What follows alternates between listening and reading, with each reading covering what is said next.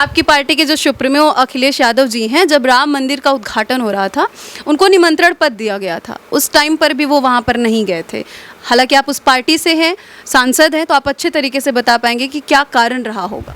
राम एक आस्था के विषय है, उस पर कहीं कोई कमेंट नहीं करता, करना भी नहीं चाहिए, लेकिन विकास काम तो होना चाहिए सांसद द्वारा, वहाँ के लोकल सांसद द्वारा काम भी तो होना चाहिए। अब उसका नाम ही लल्लू था। नाम से आप किसी को कैसे डिफाइन कर सकते हैं? ऐसे तो बहुत नेताओं के बहुत अजीब अजीब नाम है। राहुल गांधी को तो लोग पप्पू कहते हैं। आप ही की पार्टी के कैंडिडेट अवधेश जी का जिक्र आपने किया, तो उनका एक वीडियो वायरल हुआ था। एंकर ने उनसे सबसे पहले बोला कि जय श्री राम बोलिए, तो उन्होंने जय श्री राम पिछले 2 मिनट तक बिल्कुल बोला ही नहीं। ये चीज़ सही था? नहीं, जय श्री राम बोलना जरूरी क्या? बिल्कुल जरूरी। आप कह रहे राम आस्था का विषय और जय श्री राम नहीं, लोगों के लिए हैं, सबके लिए थोड़े हैं। राम ये कंपल्सरी क्या? अरे भाई, इसलिए तो हिंदू भी हैं, मुसलमान भी हैं, सिख भी हैं, ईसाई तो हिंदू ही है ना। समझ लीजिए, राम आस्था के विषय हैं, जो मानता है उनके लिए हैं। क्या लगता है अखिलेश यादव जी सभी मिशन को पूरा कर पाएंगे या नहीं कर पाएंगे? बाबा साहब डॉक्टर अम्बेडकर जो सोच थी और संविधान में उन्होंने पिरोया, कैसे कैसे सोच पूरी होगी। बाबा तेरा मिशन धोरा, मानवेर कांतराम करने का पूरा। अब मानवेर कांतराम है नहीं, तो नारा लगना शुरू हुआ, बाबा तेरा मिशन धोरा, माने अखिलेश यादव करेंगे पूरा। आज नहीं तो कल, कल नहीं तो परसों, देर सवेर हम सबके नेता माने अखिलेश यादव इस देश के प्रधानमंत्री बन सकते हैं। आगे की क्या कुछ तैयारियां हैं? लगभग 2 से 2.5 साल बचे हुए हैं विधानसभा चुनाव में।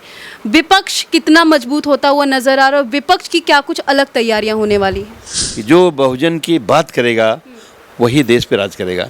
यूपी में हमारी सरकार होगी और इसी तैयारी हम लोग कर रहे हैं। बीजेपी को कहीं ना कहीं यूपी से जिस तरीके से कम सीटें मिली हैं, पिछले साल के मुताबिक कम सीटें मिली हैं इस साल, वो लोगों को निराशा हाथ लगी है। आपको नहीं लगता है कि उनकी भी तैयारियां मजबूत होंगी?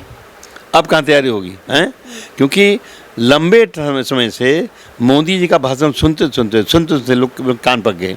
नमस्कार, आपके साथ मैं हूं ज्योति सिंह, आप देख रहे हैं सच टॉक। देखिए, लोकसभा 2024 चुनाव का परिणाम उत्तर प्रदेश से जब से आया है तब से लगातार चर्चाएं तेज हो गई है समाजवादी पार्टी की। और इस वक्त हमारे साथ एक ऐसे खास मेहमान मौजूद हैं जिनका राजनीति में आज से नहीं बल्कि कई वर्षों से एक अहम योगदान रहा है।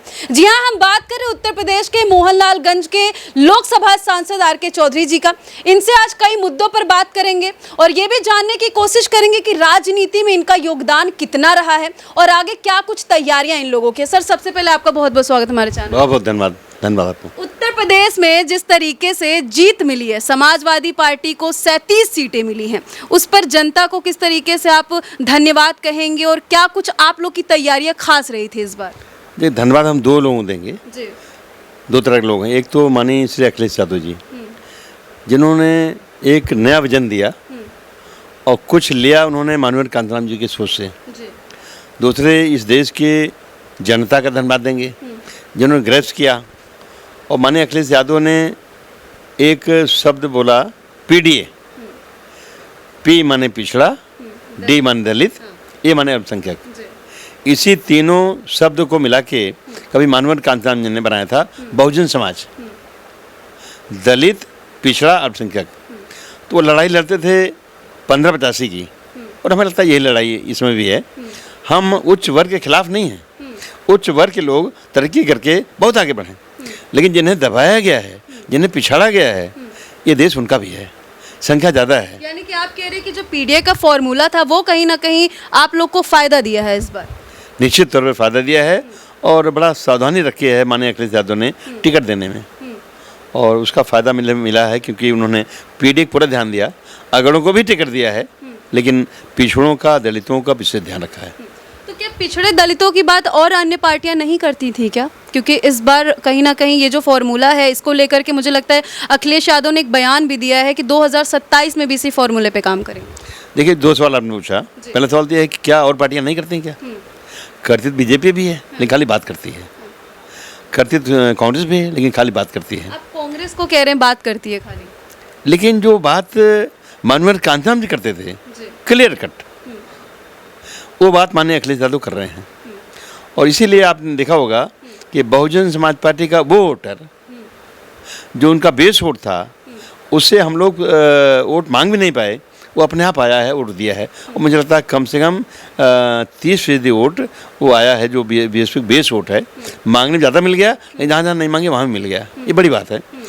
लोग बड़े पैमाने सोच रहे हैं कि अब नारा बदल देना चाहिए। कांताराम जी के ज़माने में नारा था कि जो बहुजन की बात करेगा वही देश पे राज करेगा। तो अभी क्या नारा होना चाहिए? अब नारा हो गया, हो जाएगा, नहीं हो गया। जो पीडीए की बात करेगा वही देश पे राज करेगा।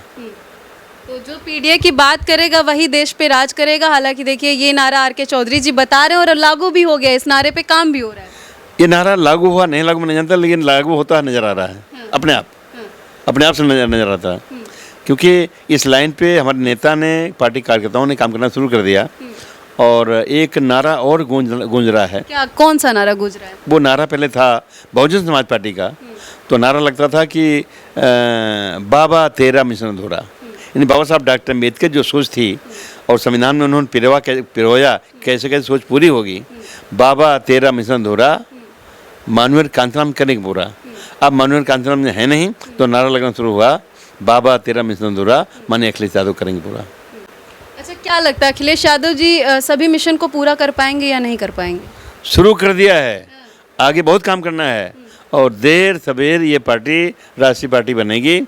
और मैं समझता हूँ कि अगर हम लोग गिरा पाए, बीजेपी सरकार मौजूदा केंद्र सरकार, तो सरकार हमारी बनेगी इंडिया अलायंस की। प्रधानमंत्री कौन होगा मैं नहीं जानता, लेकिन आज नहीं तो कल, कल नहीं तो परसों, देर सवेर हम सबके नेता माननीय अखिलेश यादव इस देश के प्रधानमंत्री बन सकते हैं।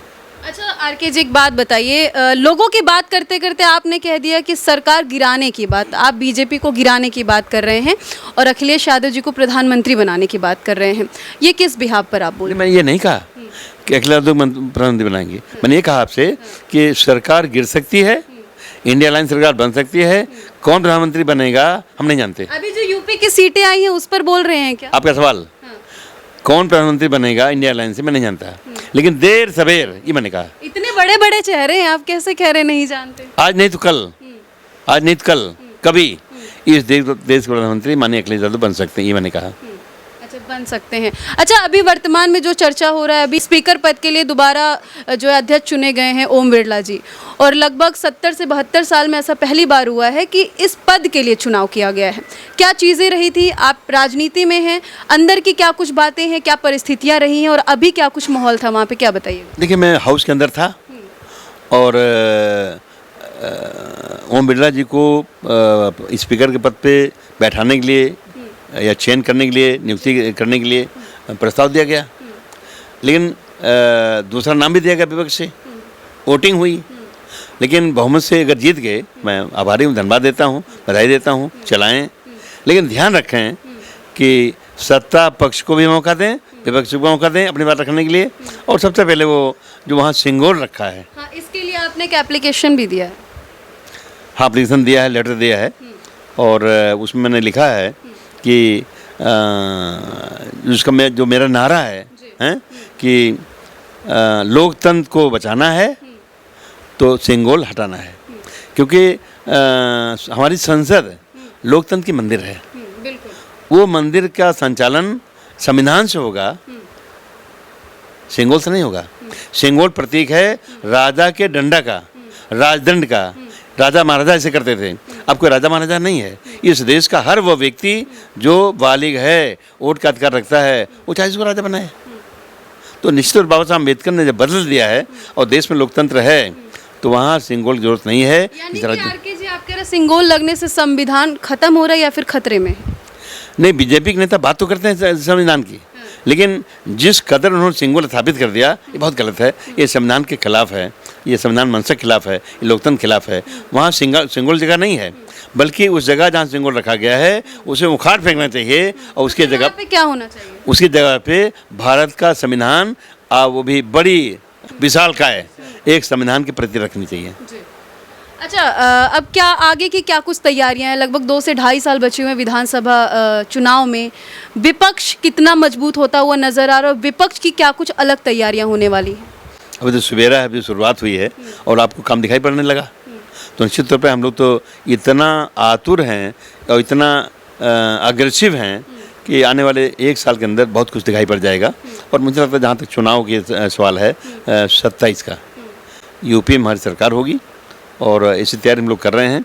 बल्कि इंडिया के लेवल पे हमारा विस्तार होगा और राष्ट्रीय पार्टी हम लोग 2-3 साल में बना ले जाएंगे। बीजेपी को कहीं ना कहीं यूपी से जिस तरीके से कम सीटें मिली हैं, पिछले साल के मुताबिक कम सीटें मिली हैं इस साल, वो लोगों को निराशा हाथ लगी है। आपको नहीं लगता है कि उनकी भी तैयारियां मजबूत होंगी? अब कहाँ तैयारी होगी हैं? क्योंकि लंबे समय से मोदी जी का भाषण सुनते सुनते लोग कान पक गए, तो निश्चित तौर पे लोगों ने अब तक झेला, अब लंबा नहीं झेलेंगे। लोग पढ़े लिखे लोग हैं। अब आप मोहनलालगंज से सांसद हैं, वहाँ पर क्या कुछ ऐसा मुद्दा था जिसको लेकर के जनता ने आपको चुना और उन जनता का जो मुद्दा था वो पूरा नहीं किया गया था पास्ट में जाके? वहाँ 2 बातें हैं। एक तो पूरे पार्लियामेंट में एक सेगमेंट है मोहनलालगंज, वहाँ भी जब मैं पार्टी से निकाला गया था बसपा से और लड़ा, तो लोगों ने नारा लगा दिया बिजली पानी सड़क अधूरी आर.के. चौधरी करेंगे पूरी, और वहाँ काम होता हुआ नजर आया उस सेगमेंट में। यही नारा अब लोगों ने लगा दिया पूरे पार्लियामेंट में। तो निश्चित तौर हमें काम करना है, बिजली पानी सड़क अधूरी आर.के. चौधरी करेंगे पूरी का नारा लगाया है तो खरा उतरना है, लेकिन कुछ काम बड़े और वहाँ ले जाने हैं, वो हम करेंगे। अच्छा, क्या क्या वो काम है? और साथ साथ निश्चित तौर पे जो सम्मान हमारे लोकसभा क्षेत्र के पिछड़ों को मिलना चाहिए नहीं मिला, जो दलितों को मिलना चाहिए नहीं मिला, जो अल्पसंख्यक समाज को मिलना चाहिए नहीं मिला, तो उसका हम ध्यान रखेंगे कि सम्मान हर वर्ग का होना चाहिए, काम हर वर्ग का होना चाहिए। ये मजबूत हैं और मजबूत हो जाएं, ये नहीं बल्कि सबका सम्मान हो। चूँकि देखिए हम उत्तर प्रदेश की बात करें, उत्तर प्रदेश के सांसद से बात कर रहे हैं, तो उत्तर प्रदेश का जो एक लोकसभा क्षेत्र है वो बहुत ज़्यादा चर्चाओं में अभी तक है और लोग बहुत सारी चीज़ें जानना चाहते हैं कि आखिर वहाँ पर बीजेपी ने हारा क्यों और बीजेपी के जो कैंडिडेट हैं उनको हार का सामना क्यों करना पड़ा? आप हाँ, अयोध्या की बात हम कर रहे हैं।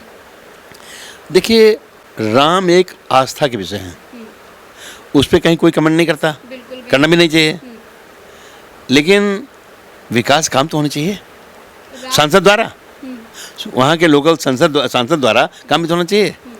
अब उसका नाम ही लल्लू था।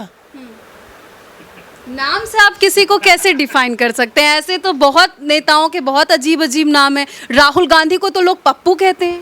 लोग कहते हैं उनका नाम है, उनका नाम लल्लू है, कहते हैं मतलब नहीं। आप कहना क्या चाहते हैं दर्शकों को बताइए? लल्लू नाम है इस वजह से हार गए? भाई लल्लू नाम है तो काम भी उसे है ना।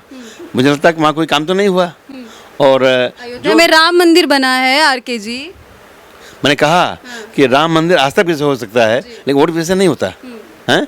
हम हिंदू भी हैं, हम मुसलमान भी हैं, हम सिख हैं, हम ईसाई हैं। हमारा जो संविधान है वो अलाउ नहीं करता है कि कोई धर्म बढ़ाया जाए कोई घटाया जाए, सबका सम्मान हो।